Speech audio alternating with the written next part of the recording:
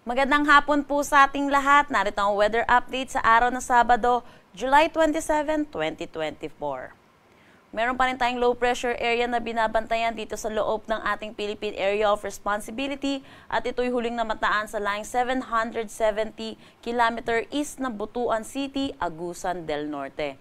Sa ngayon naman, mababa naman yung tsansa nito na maging isang ganap na bagyo within the next 24 hours. Pero kung makikita po natin, ito po ay nasa karagatan pa rin po. Kaya hindi natin inaalis ang posibilidad na ito ay maging isang ganap na bagyo. Pero kung makikita po natin dito sa satellite imagery po natin, yung trough or yung extension po nito ay nakakaapekto na dito sa eastern section ng ating bansa. Kaya asahan din po natin dito sa may Quezon, Bicol Region, Eastern Visayas, Dinagat Island, sa Northern Mindanao, Surigao del Sur, Surigao del Norte, makakaranas sila ng maulap na papawirin na may mga kalat-kalat na pag-ulan.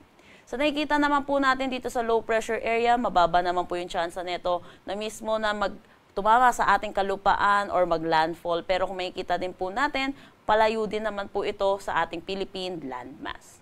Samantala, yung southwest monsoon natin or hanging habagat ay nakakaapekto pa rin dito sa western section ng Luzon at Visayas. Dahil dito, asahan pa rin natin makakaranas pa rin ng maulap na papawirin na may mga kalat-kalat na pag-ulan dito sa may Zambales, Bataan, Ilocos Region, Babuyan Islands at Batanes.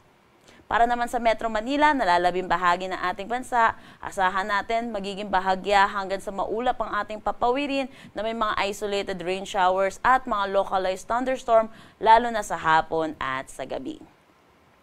Dako naman tayo sa magiging panahon natin bukas dito sa Luzon. Kung makikita po natin, yung western section ng Northern Luzon ay patuloy pa rin makakaranas ng maulap na papawirin na may mga kalat-kalat na pag-ulan.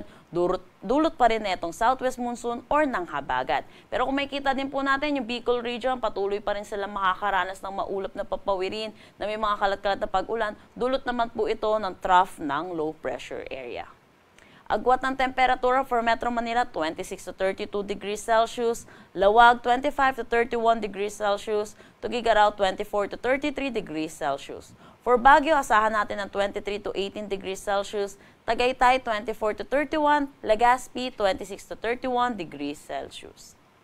Para naman dito sa may Palawan, Visayas at Mindanao, malaking bahagi ang makakaranas ng maaliwalas na panahon. Pero kung makikita po natin, medyo aangat po itong low pressure area at hindi na po makakaapekto dito sa anumang parte ng Mindanao. Kaya kung makikita po natin, ito'y makakaapekto na lang po dito sa may Eastern Visayas. Kaya asahan po natin, makakaranas pa rin sila ng maulap na papawirin na may mga kalat-kalat na pag-ulan.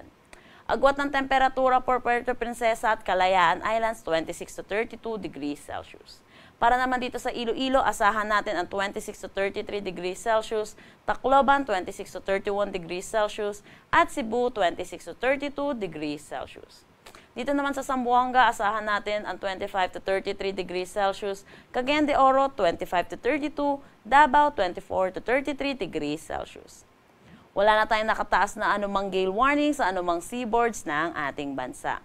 Dako naman tayo sa magiging panahon natin sa susunod na 3 araw. Kung makikita po natin sa Baguio City by Monday, makakaranas sila ng maulap na papawirin na may kalat-kalat na pag-ulan, gayon din dito sa Legazpi. Pero ang pinagkaiba lang po nila, sa Baguio City, southwest monsoon or habagat ang makakaapekto, then sa Legazpi City ay itong trough ng low pressure area. Pero pagdating naman ng Tuesday at Wednesday, improving na ang kanilang weather, kaya asahan natin magiging maaliwalas ang panahon. For Metro Manila, agwat ng temperatura, 25 to 32 degrees Celsius, Baguio City, 17 to 24 degrees Celsius, Legazpi City, 25 to 32 degrees Celsius. Para naman dito sa Visayas, kung makikita po natin, Tacloban City, which is eastern section ng Visayas, ay makakaranas pa rin sila ng maulap na papawirin na may mga kalat-kalat na pag-ulan, dulot pa rin ito ng trough ng low pressure area. Pero kung makikita po natin, for Metro Cebu, Iloilo City, magiging maaliwalas sa kanila throughout the 3 days. Agwat ng temperatura for Metro Cebu, 25 to 33 degrees Celsius, Iloilo City, 25 to 33 degrees Celsius, Tacloban City, 25 to 33 degrees Celsius. Para naman sa Mindanao, kung makikita natin, throughout the 3 days, magiging maaliwalas ang kanilang panahon. Pero asahan po natin yung mga localized thunderstorm pagdating sa hapon at sa gabi. Agwat ng temperatura for Davao ay asahan natin 25 to 33 degrees Celsius, Cagayan de Oro 25 to 33 degrees Celsius, Zamboanga City 24 to 33 degrees Celsius. Ang sunset mamaya ay 6:27 p.m.